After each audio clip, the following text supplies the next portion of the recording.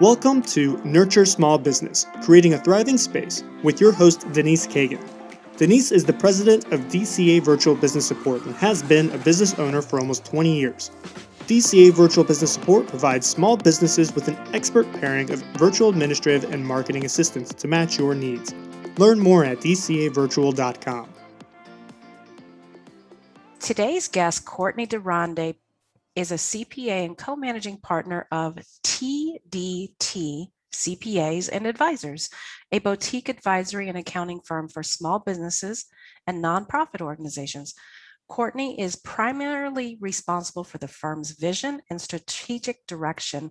Her professional background includes almost 2 decades of serving small businesses and nonprofits. Welcome to the show, Courtney. Thank you, Denise. Thanks for having me.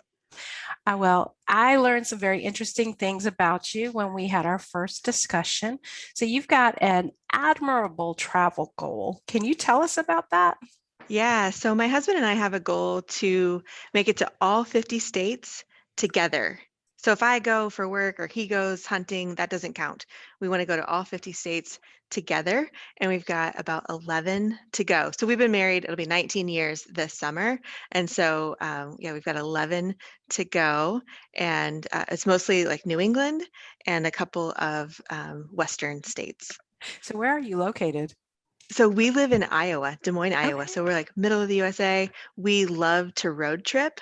And so that's how we've gotten a lot of the states, because we'll just, take a week, or before we had kids, we take a long weekend and drive. And so I'm hoping this fall to knock out a bunch of those New England states. Perfect. So it sounds like you're averaging about 2 per year. That's quite admirable. Now, one other thing I learned about you is, and I'm going to just kind of ask it this way, what's a Woodle? A Woodle is a designer breed, okay, of dog. So it's a Wheaten Terrier and a Poodle mix. So I don't know, usually those mixes are called mutts, but somewhere along the way when they had started intentionally crossing breeds, they call them designer breeds. So this is our dog, Oscar, our daughter's dog, Oscar, that we gave her for her 9th birthday. He's a Wheaten Terrier Poodle mix, and he is a delight.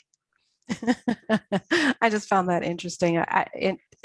Coincidentally, somebody was talking to me the other day about a new breed that they were doing some videos on for promotional purposes. So I was like, oh, that's an interesting concept. So I wanted to ask you about the Woodle. Mm-hmm. But we're going to get to the meat and potatoes of what we're going to talk about today, which is your boutique firm. So you're very forward focused. Can you tell me what that means? Yeah, so much of accounting is capturing what has already happened and reporting on it, putting it on tax returns and financial statements. And that's important and it's necessary. But we believe there is so much more power in using that information and other leading indicators to be proactive about where you're going. So planning to minimize taxes, planning your growth goals so that you can grow and scale your business without burning out and growing your top line revenue, but not being any more profitable, just being more tired, essentially.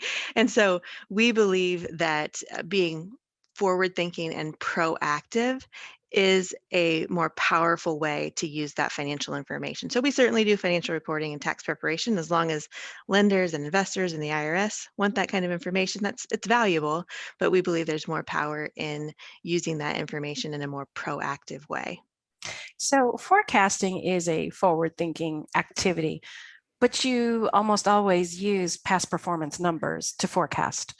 Would you do something different? No, so we do use historical information as a basis for applying assumptions and goals and different factors.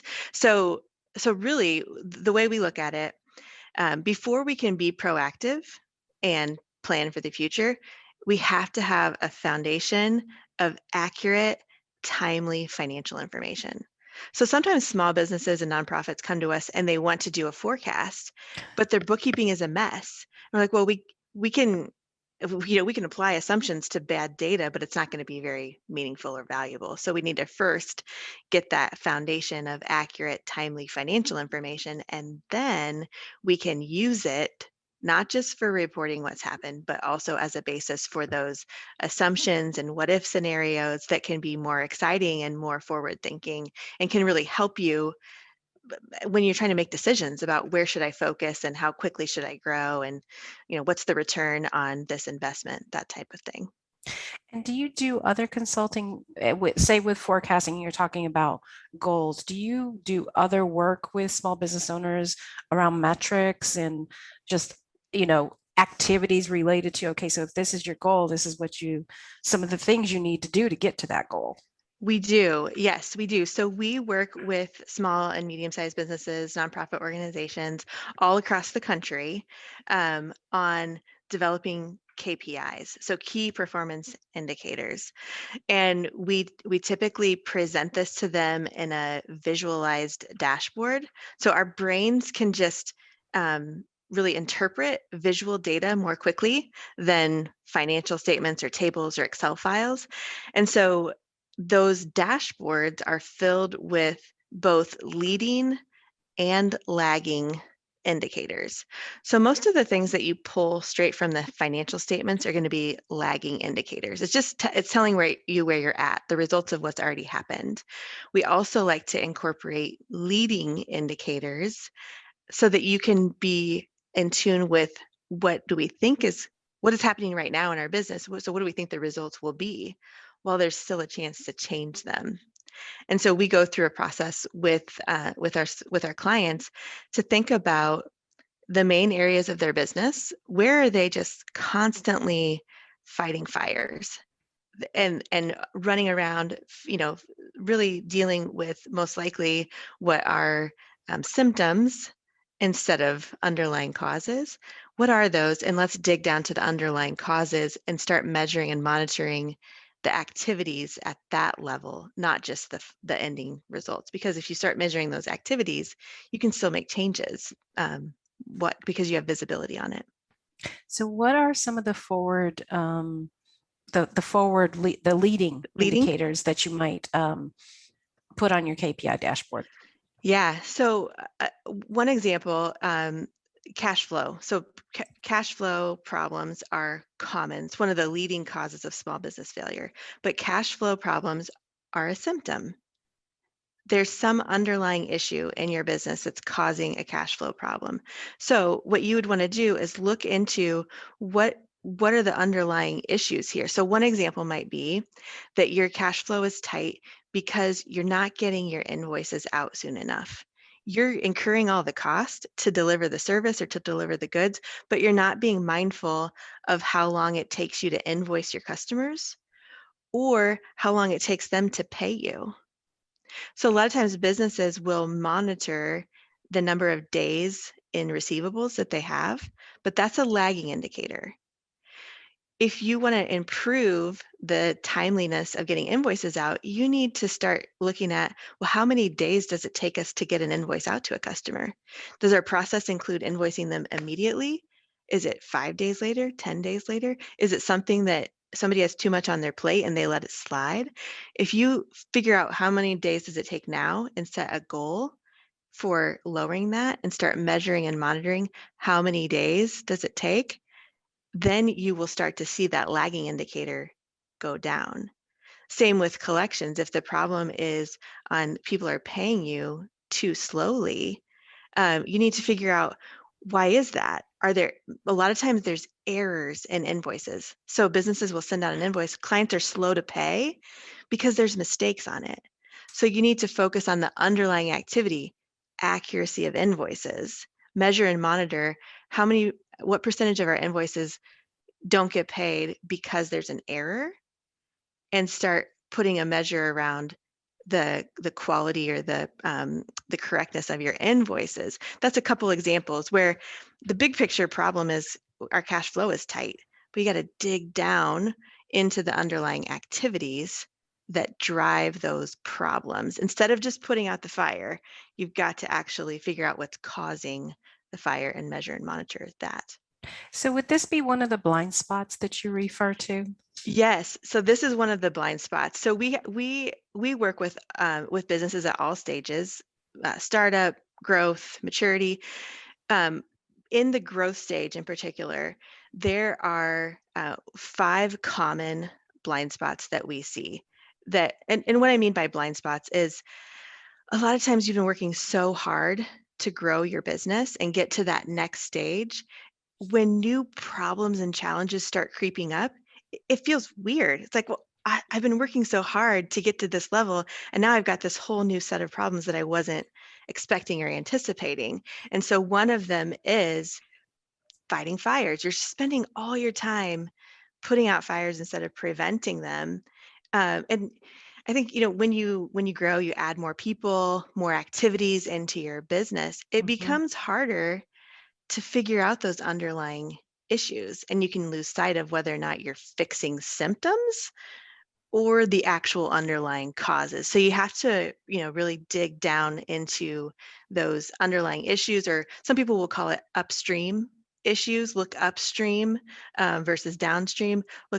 Look ahead in this. If this is the result you have, what what are your people and what are the processes doing in your business before that result happens? That's where you need to look. And we look at it with clients kind of start with those 4 main areas of business. So where are your fires? Where are your challenges? Where are your big issues and opportunities in the area of finance, operations, your people, and your customers and sales?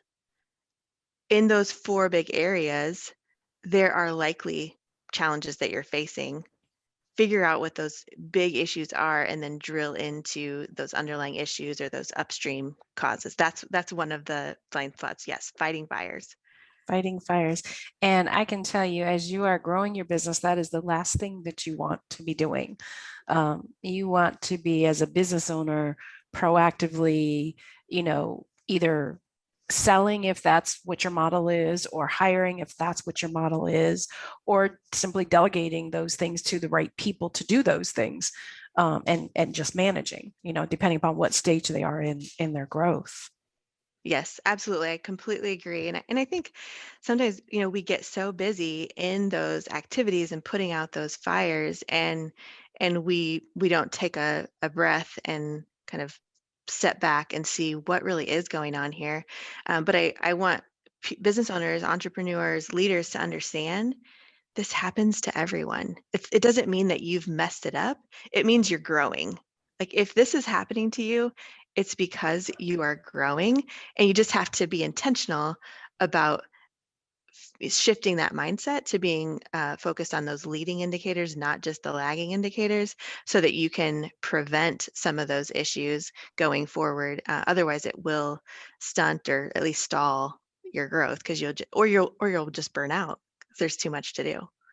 So in this process of discovery and setting up KPIs and leading indicators, do you ever dive down into things that are outside of bookkeeping and accounting, like sales or hiring? Absolutely. Yes. So we look at all of those areas of business. So on the sales side, maybe you've got a revenue goal and you're not sure how you're going to reach it. We can help create a budget and a forecast assumptions all day long. But if you don't understand the different factors that go into hitting that revenue goal and start measuring and monitoring them, it's kind of well, let's just kind of wing it and see what happens. So an example of leading indicators, if you think about sales, you've got your leads that come in, you've got the close rate, your win rate, how many of them win, the average fee or price per customer. Um, when you take that, that's what's going to come up with your sales amount. So if you drill into that, are we getting enough leads? Are we winning enough of them? Is the average fee per customer high enough? And if you Mhm. don't like any of the results, you have to drill down into there and see, well, what do we need to fix? We've got plenty of leads, but our close rate is incredibly low. Okay, well, let's not focus on getting more leads. Let's focus on why are we not winning them? Or Mhm. maybe we've got plenty of leads and we're winning a lot of them, but they're very small. much less than what we want our average fee per client to be. So then let's look at that. Maybe our leads are coming from the wrong source, or maybe there's something in the sales process where we're not sharing enough about how we could help beyond the initial inquiry. So thinking, yeah, you kind of have to get into those individual areas, those underlying activities, but it definitely can be outside of finance. We help with areas of people and workforce, operations and quality, any of those items, and you're just really digging into the underlying activities and then measuring and monitoring them on a regular, ongoing basis. Can you give me an example of a real life instance, without naming the business, of course, Mhm. where you've helped somebody from this process and how they benefited from it? Sure. Yeah. So we have a client who provides mental health services. And in the state of Iowa, some of those services are paid through what's called a managed care program where the government reimburses them. And so when that system changed, they all of a sudden found their cash flow extremely tight. And so we worked with them to figure out what are some of the underlying issues here. What we found out through talking with their team members in different parts of the process, facilitating different sessions with their team, what we found out was there's two main things. One is they were having a high rate of claims rejected. Oh, wow. So they were delivering the service, they're paying their therapists, they're, administering the office, they're billing their patients, submitting the claims, and then instead of it getting paid within 14 days, it's getting rejected. And then they have to start investigating what's happening and go through this whole process. And so what we talked about was, what do they know that you don't? When they reject the claim, what information do they have that you didn't have when you submitted it? Who in the organization has that information? And how can we change the process to capture that?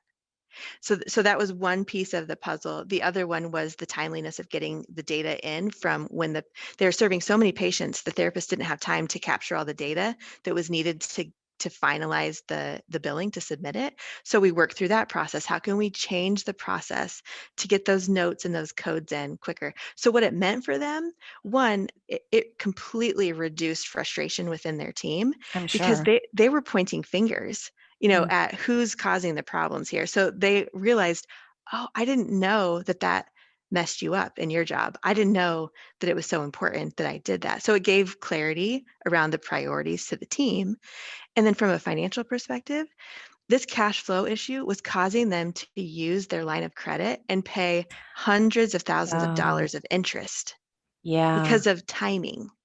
And so we were able to save them hundreds of thousands of dollars of interest by refining the process and measuring those key indicators, those leading indicators, and tweaking things and figuring out the problems and changing them, because then they didn't have to use their line of credit so extensively. That's incredible. So you are far more than a bookkeeping and accounting firm. You are a facilitator, mediator, a little bit of an arbitrator, a problem solver. Sometimes therapist, yes.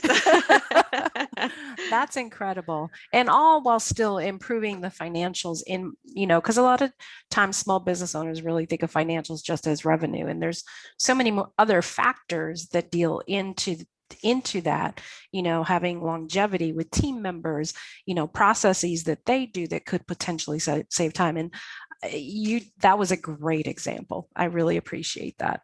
So Oh, good. Thank you. I suspect some of our listeners are going to want to reach out to you after this. So how would they find you? Yes, so I've got two ways. So if you are on LinkedIn, find me on LinkedIn. It's just Courtney DeRonde, LinkedIn/Courtney DeRonde, and connect with me or follow me or send me a direct message. And I would love to share with you some more resources. And you can also just follow me and hear more. I post a video every week, so we can get to know each other through LinkedIn. Another way is to go to our website, tdtpc.com. denise.com/nurture small business. And so what you'll see on that site is a link to more information about those 5 blind spots that Denise mentioned. There's a quiz where you can take the quiz and figure out which of the blind spots are impacting your business right now. And more importantly, what do you do about it? If these are your blind spots, there's opportunity to schedule a 30-minute discovery call with me from there. So you can go to tdtpc.com/nurture small business, and there are some opportunities for us to connect further there as well. And I'll make sure that the description of the podcast links to that page so that our listeners can get there. Perfect. Thank you, Denise. You're welcome. Thanks, Courtney. Thank you for joining us for today's Nurture Small Business, Creating a Thriving Space podcast. Learn more about your host at DCAvirtual.com or by emailing her directly at denise@dcavirtual.com.